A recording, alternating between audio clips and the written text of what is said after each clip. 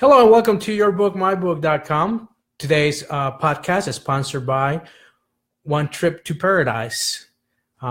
Today we have the honor to talk to Patti Liszkay, author of Equal and Opposite Reaction. Thank you for coming to yourbookmybook.com, Patti. Oh, well, thank you, Miguel. Honor's mine. So Patti, tell us a little bit about yourself. Well, I'm originally from Philadelphia, but I've been living here in Columbus, Ohio for many moons now. And even though I consider myself a writer first and foremost, the fact is, if I had to depend strictly upon my writing income, I'd be pretty skinny. So I also teach piano lessons. That's what I do to earn my bread. And I've been writing and teaching piano for quite a few years now. So will you say piano teaching ever influences your writing? Oh, I think it probably does. I mean, at least peripherally. My stories do tend to have children as their characters. For example, in Equal and Opposite Reaction, there are several young characters, ages 6, 7, 9, 11, and a new baby, which is, about the average age of my piano students. Well, not the new baby, of course, although I do specialize in teaching very young children piano. I've taught children as young as 3 using the Suzuki method. So I do have, quite a bit of experience working with young children. So, when I was formulating these young characters from my novel, I would visualize my students of that age, and I'd think about, what do they say? How do they talk? How do they act? And so I guess, in that sense, there is that kind of crossover. And well, I guess then you can see my book here. I seem to have a black and white thing going on. I think that maybe came from, subconsciously looking at piano keys all day long. So Equal and Opposite Reaction is your first novel, correct? Well, yes, it is my first novel. I started out writing short stories for magazines. Well, back when more magazines used to publish short stories. I've also, I've written plays. I had a play locally produced. It was a comedy called The Cosmic Oi. I co-wrote a musical comedy, a Western called The Town of Hard Times, and it told the story of this group of mail-order brides who became unclaimed parcels and then were eventually delivered to the wrong town. Anyway, I'm sorry to say that our musical never quite made it to Broadway, but it did have a pretty good run in my living room and in the living rooms of some of my friends. Really? Yeah. Well, there was me, and there was some of my musical colleagues, and some of my friends even rustled up some of their friends from the high school drama department. And so that was that. But anyway, now I've taken my first fling at a novel. Tell us a little bit about your novel.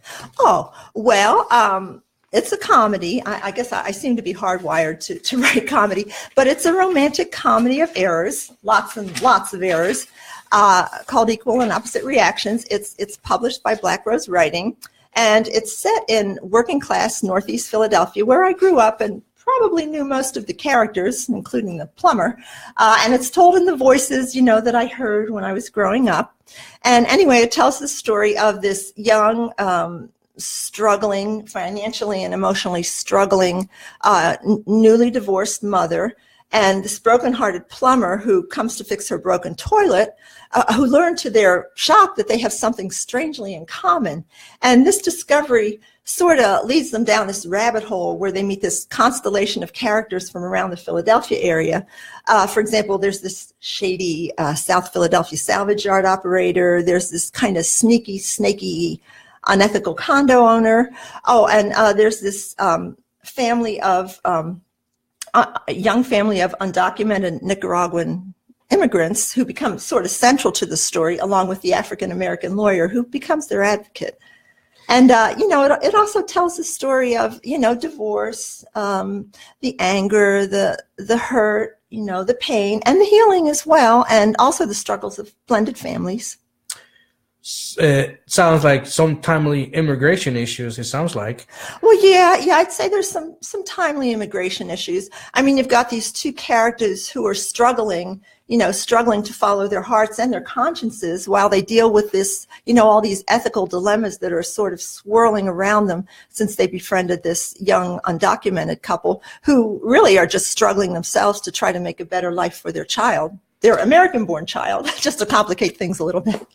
So where did your inspiration for this long book come from?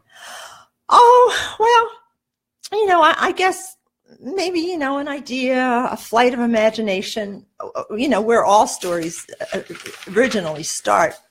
But this story started out as a short story that I wrote for First for Women, again, back when First for Women used to publish short stories. And it was a story called He Looked Nothing Like Prince Charming.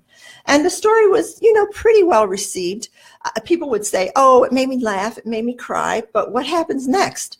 And I didn't know what happened next to me. It was just a short story that I'd written. But I got to thinking, what would have happened next, and also what would have happened before. So I expanded He Looks Nothing Like Prince Charming, from both ends, and I wrote it into a play because at that time I was in my playwriting phase. So I wrote it into a play called Equal and Opposite Reactions, which I sent to many producers, all of whom rejected it. But sometimes they put a note like, oh, loved the characters, loved the story, good luck finding a producer. But one guy wrote, this is a really good story, but you've got too many children and you've got too many set changes, so it would really be hard to stage. And I think for me that was kind of a bingo moment, because I realized this is meant to be a novel. So anyway, it's been kind of a long Ulyssian odyssey from the idea to the novel. So what's next for you? Well, believe it or not, a sequel to Equal and Opposite Reactions. Not because I was intending to write a sequel, but again, everybody keeps asking me, well, what happens next? Which kind of surprises me because I've got this big, long, 113,256 word book that was full of all these characters, and all, this big, long story and all this Philadelphia flavor. And, I just kept, with all these characters, I just kept making up all these problems for them. I would make up a lot of problems before I could even figure out what the solutions would be. But eventually I figured out all the solutions and I resolved all the issues. I mean, I thought I did, but apparently my readers don't feel that that's the case. I think what really happened is everybody just got so invested in all these characters. Some they love, some they love to hate. And I think they just want to know what's going to happen next. So I've given it some thought, and I have a rough idea, of how it's going to go. So everybody hang in there. The sequel's on the way, but you still have plenty of time to read Equal and Opposite Reactions. So how can our audience around the world connect with you? Oh, well, I'm on Facebook. I'm on Twitter.